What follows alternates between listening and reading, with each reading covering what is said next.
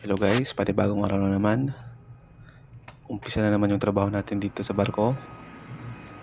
Maaga dapat magising para magluto ng breakfast para sa mga crew.